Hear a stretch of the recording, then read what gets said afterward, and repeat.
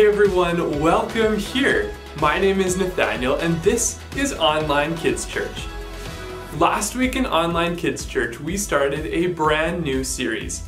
It's called Suit Up.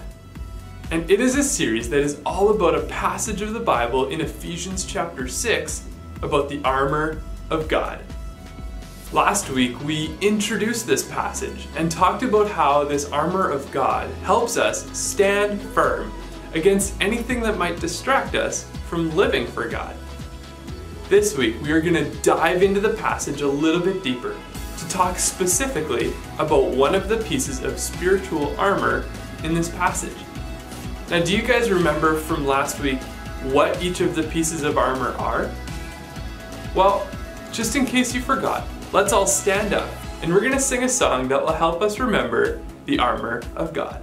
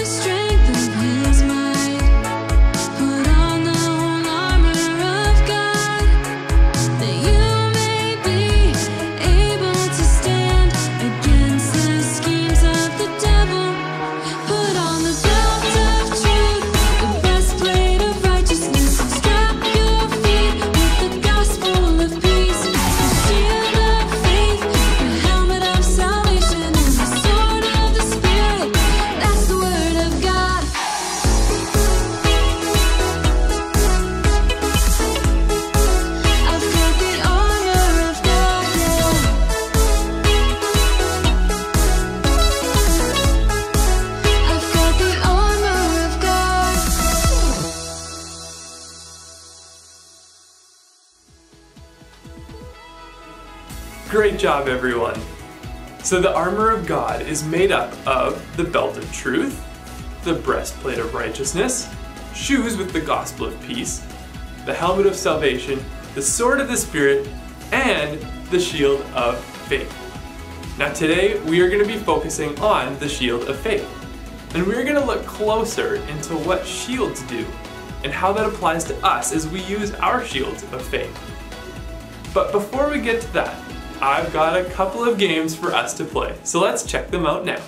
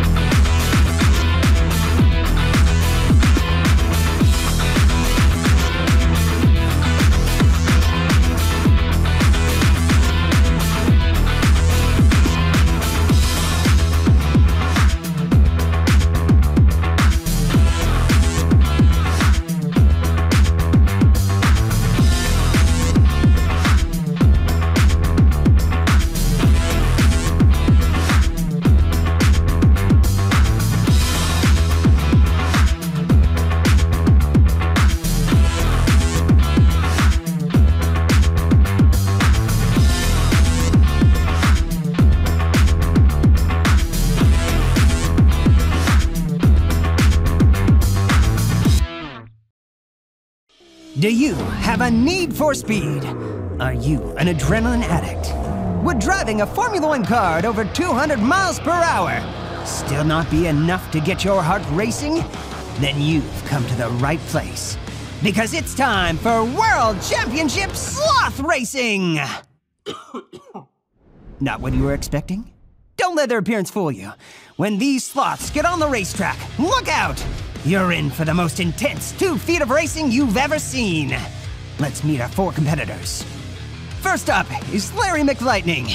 Now, everyone who thinks Larry is gonna win, stand up and shout as loud as you can.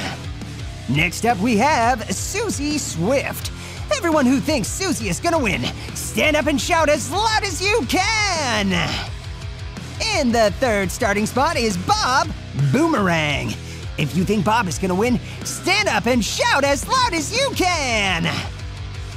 In our final spot is Frankie Too Fast. If you think Frankie is gonna win, stand up and shout as loud as you can! Alright, our sloths are ready to race. Don't forget to cheer as loud as you can for your sloth. We're gonna start in 3, 2, 1, and they're off!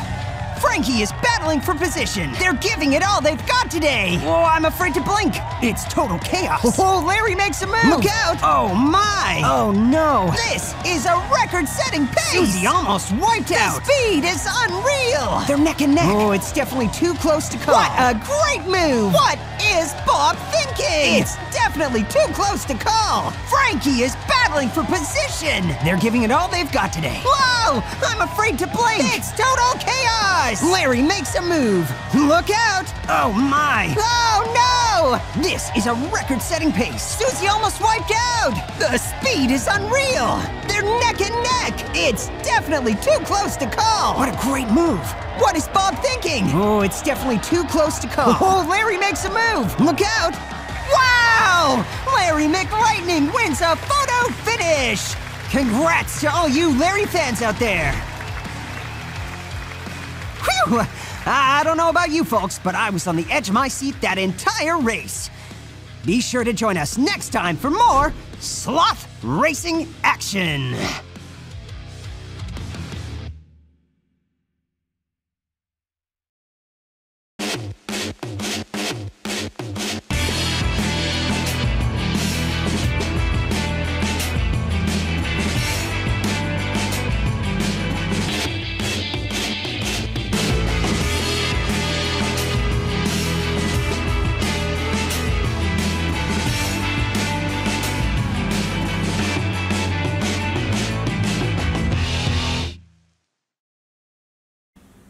Great job, guys. Those games were a lot of fun. Now, like I said before, today we are going to be focusing on the shield of faith, which is in Ephesians chapter 6, verse 16. Now, in this verse, Paul says to the Ephesians, "In all circumstances, take up the shield of faith, with which you can extinguish all the flaming darts of the evil one." We are going to look closer into what shields do and how that applies to us as we use our shields of faith. Now, we are going to do that by looking at the example of someone in the Old Testament of the Bible who uses his shield of faith so well all throughout his life. But before we get to him, let's talk more about shields and faith. Now, what do you have faith in? Do you have faith that your family cares for you? How about faith that your house will always keep you warm, or that the grocery store will always have food? When you choose to jump up, do you have faith that you will always come down? Now, faith is an interesting thing to define, but God gives us the greatest definition of what our faith should be in Hebrews chapter 11, verse 1. The writer of Hebrews says, "Now faith is the assurance of things hoped for, the conviction of things not seen." This means that faith is both being sure of what you hope and being certain of what you believe, even when you can't see it. Now, you may not be able to see God, but you know He's there. That is faith. a man named Billy Graham, he was a well-known evangelist and preacher. He once compared faith in God to wind. He said that even though you've never seen the wind, you can see the effects of wind. So you know it must be real. Let me show you with this Kleenex. Now by blowing on the Kleenex, I can make it move, like this.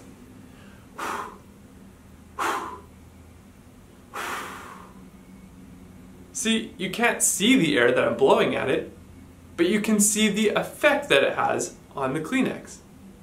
Now, faith in God is similar. He moves in your life and reveals what He is doing. You may not be able to see clearly, but you know He's there by the effects that He has. In the armor of God imagery Paul gives us in Ephesians chapter 6, he describes faith as a shield. Shields are the protection a soldier holds to block himself from harm. Now, enemies would shoot arrows from far away to hurt armies that they were fighting. And sometimes they would even light the arrows on fire before launching them. But flaming arrows shooting through the sky are no match for a solid iron shield waiting on the ground. Soldiers held their shield in their hands and pointed them in any direction where they needed protecting.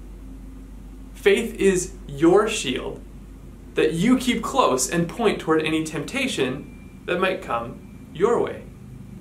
All throughout the Bible, there are many examples of people who showed tremendous faith in God, even when it was really tough to do so. And one of those people is a man named Daniel. Now, I'm sure that many of you have heard about Daniel before, but we are going to take a couple of minutes now to watch a video that tells his story. God's story, Daniel. So part of God's story is about a guy named Daniel, and it goes like this. Daniel was a Jew, which means he was part of God's special family. But when he was a young man, a king called Nebuchadnezzar, let's call him Nezzar, came in from the city of Babylon and took over.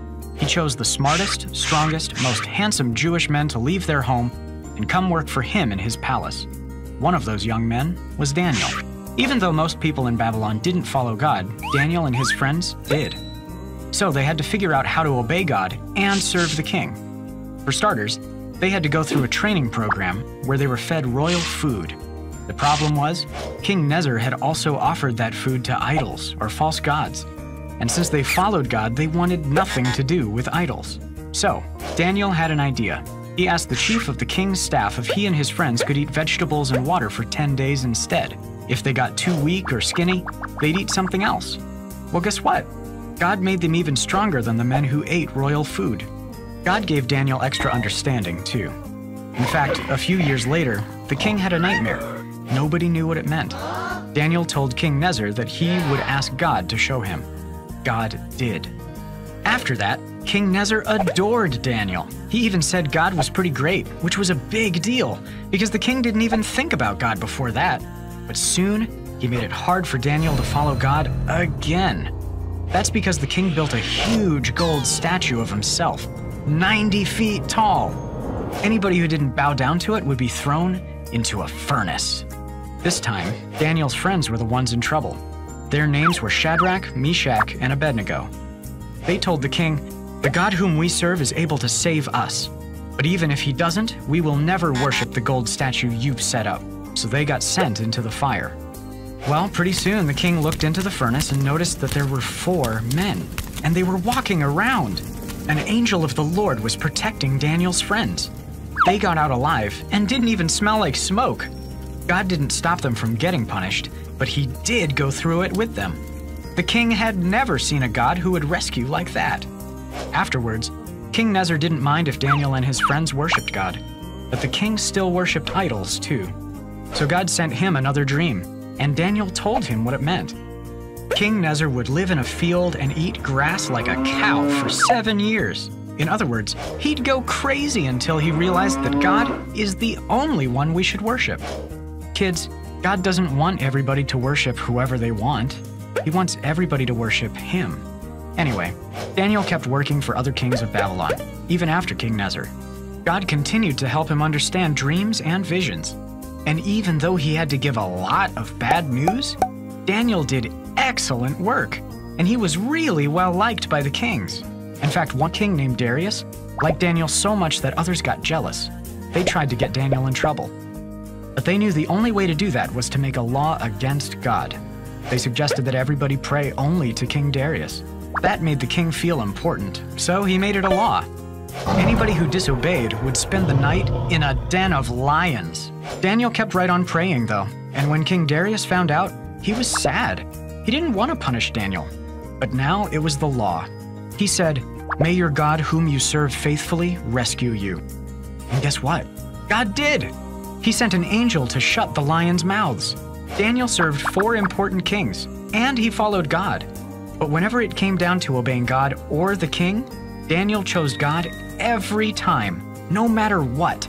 And even though Daniel had to do some really hard things, God was always with him. And that's the story of Daniel. So in case you missed it, here's the quick version. Daniel was taken to Babylon. He asked for vegetables. God made him strong. God gave Daniel understanding. Daniel's friends obeyed God instead of the king. They got punished. God rescued them. Daniel understood more dreams. He was the king's favorite. Others got jealous. Daniel obeyed God instead of the king. He got punished. God rescued him. Daniel served God no matter what. And that's a part of God's story.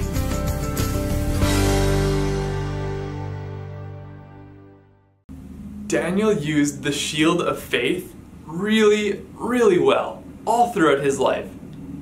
Whenever these things came at him that looked impossible to deal with, Daniel continued to trust and put his faith in God, and he encouraged his friends to do the same.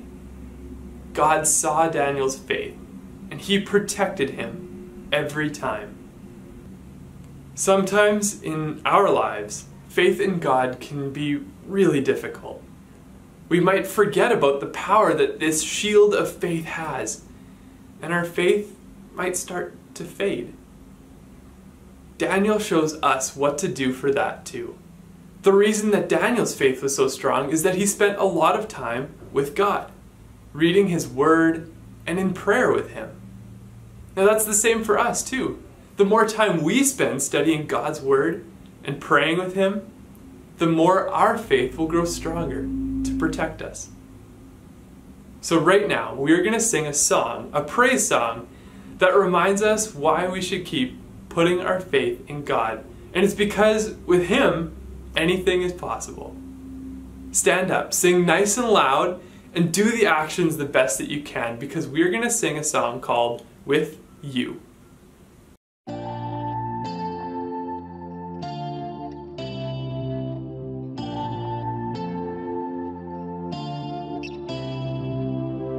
You spoke a word and brought the world to light. Your voice still echoes through the darkest night. I could try my best to count the stars. Nothing could compare to who you are. With you, everything is brought to light. With you, everything comes back to life. You died to make me whole. I want the world to know. With you, nothing is impossible.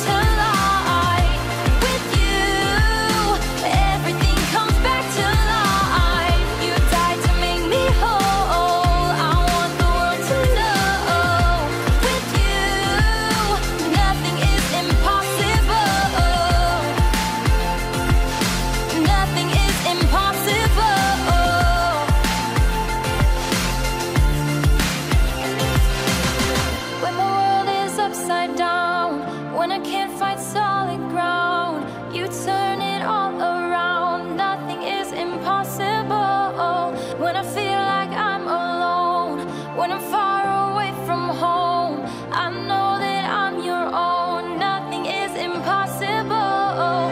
When my world is upside down, when I can't find solid ground, you turn it all around. Nothing is impossible.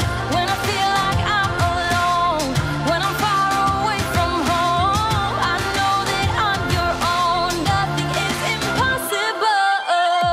With you, everything is brought to light. With you, everything comes back to light. You died to make me whole. I want the world to know. With you, nothing is impossible. Nothing is impossible. With you, nothing is impossible. You died to make me whole. I want the world to know. With you, nothing is impossible.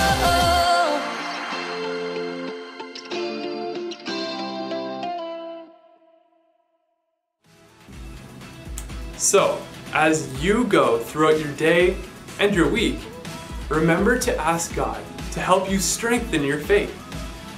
Go to Him in prayer. Study God's Word. Faith is your protection against the flaming darts of the evil one. It allows us to stand firm and not be distracted from living for God. So keep it close, keep it ready, and use it. Thank you so much for joining me today for Online Kids Church. I know I had fun and learned a little something about faith, and I hope you did too. I'll see you all right back again here next week for another episode of Online Kids Church. Bye!